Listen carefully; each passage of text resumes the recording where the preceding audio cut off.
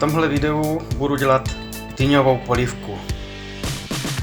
Mám tady takovouhle dýni připravenou. Přijde tam sůl, pepř, půlka žličky curry, na cibulce se to bude dělat zahustění, zjemnění na smetanou, no a na dozdobení dáme na vrch cibulku a lžičku smetany pro takový obrázek potom konečný, nebo pro lepší vzhled. Takže můžeme jít na to. Jdeme připravovat a čistit dýni. Dýně je umetá, nemá na sobě žádný kazy, tak já se ho pokusím rozpůlit. A šlo to úplně jednoduše. Tak, je krásná. Jo, tady. Takže ještě to přepůlím na čtvrtky a budeme dlabat semínka.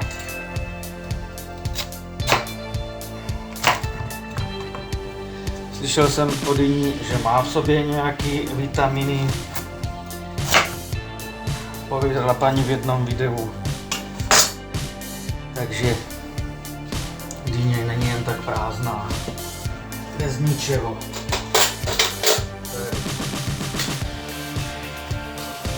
Takže teďka jdu dlabat všechno, co se mě tam nelíbí.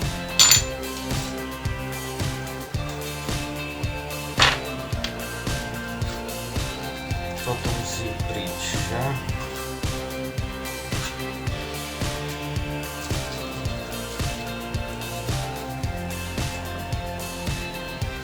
Tak, měl vypadat. Ještě tady toto musím odříznout. Takhle vypadá ten jeden, ta jedna čtvrtina. A jedeme dál.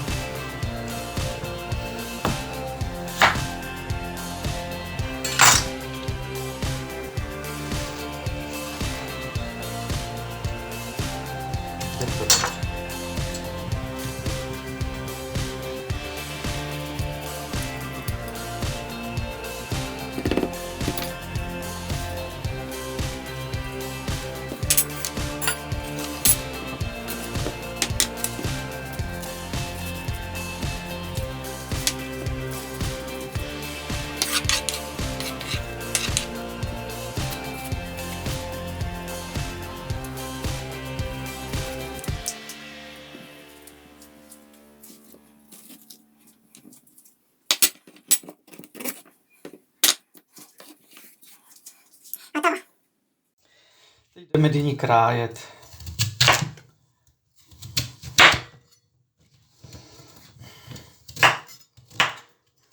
Bude to i s tou kůrou. Ona při vaření změkne. Ale to se všeobecně ví, že? Asi na takovýhle kostičky.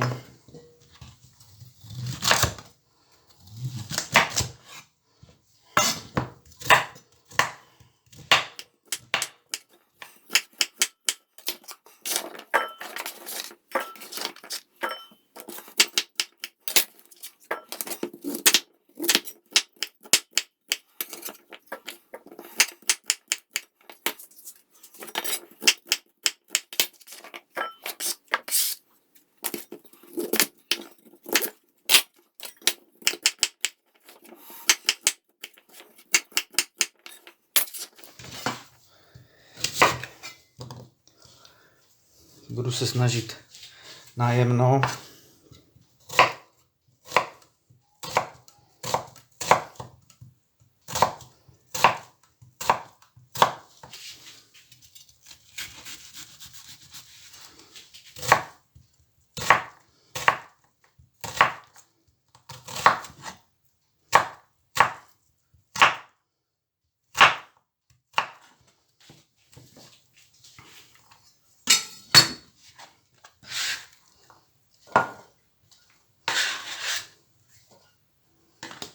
Tak asi.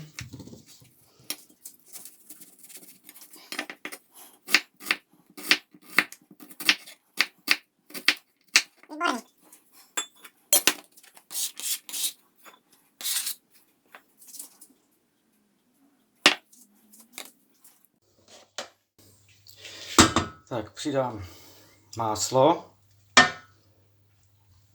Nechám rozpustit a začneme dělat cibulku.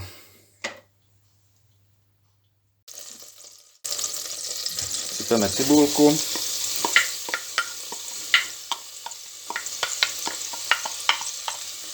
Do kastrola a můžeme chvilku restovat.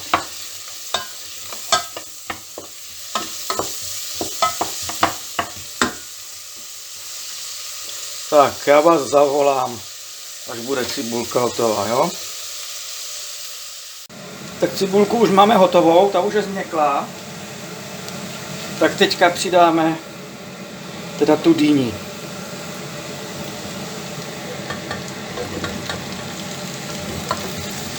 Tak. A budeme míchat. Romícháme to trošku a podlijeme vodou.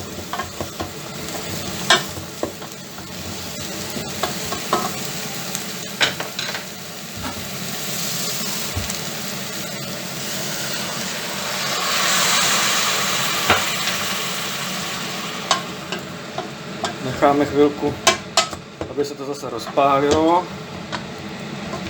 Tak, podlijeme vodou.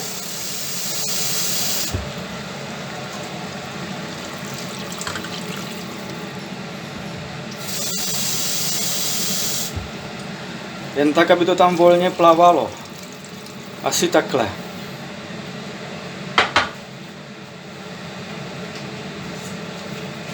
Zamícháme.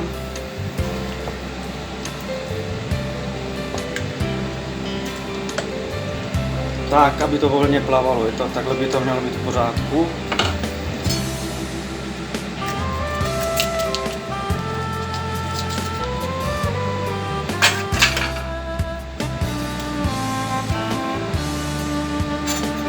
A přidáme bujon.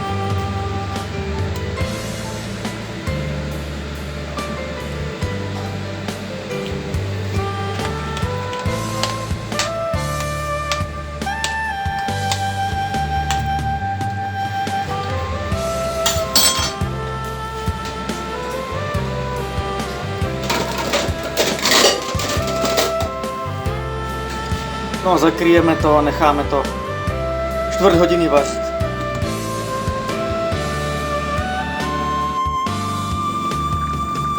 Tak, počkáme, až se rozplyne pára, abyste viděli.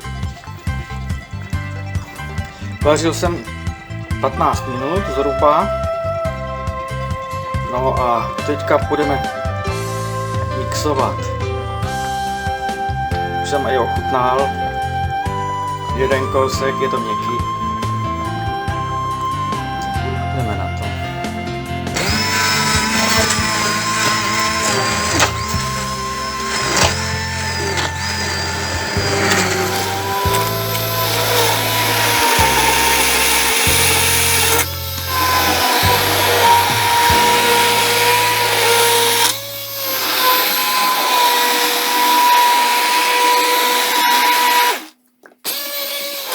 Jsme znova na peci a začneme tam přidávat další věci. Já tam přidám na zvýraznění chutí půl žličky tady tohohle curry. Je to červený curry. Přidám tam asi takhle půl žličky. Tak, dál to dosolím. Přiměřeně, dá se to vždycky dosolit. Dám tam samozřejmě můj oblíbený pepř.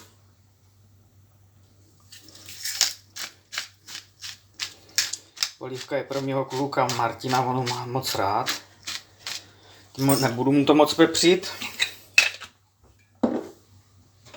No, zamíchám to. Už se mě to začíná znova vařit. Odkuhní na 30.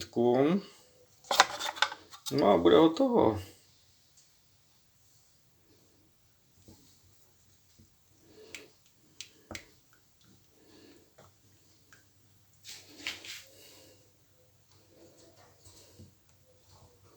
Je z toho pěkný, je z toho, myslím si, že přiměřeně zahustřená polívka. Budeme taky chutnat, protože musíme zjistit, co jsme uvařili. Já si připravíme lžičku.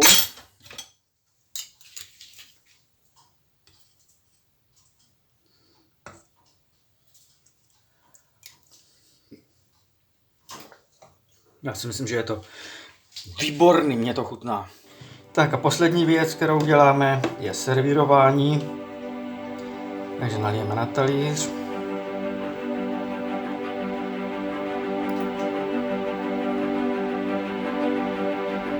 Tak, a ještě trošku.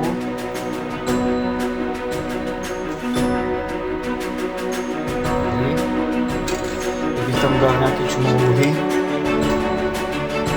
smetanou, tak jak se dělávají.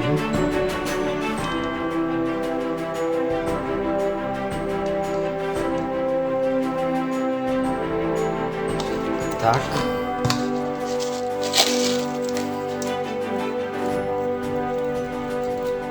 A je to dost dobré, co řeknu. No, já si myslím, že to je hotový. No a ještě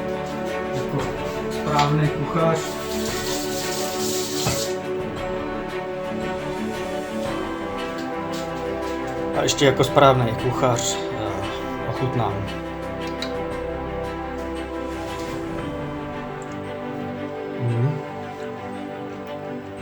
Vynikající. S tou cibulkou vynikající. Myslím si, že se to povedlo. Na 2, možná, no.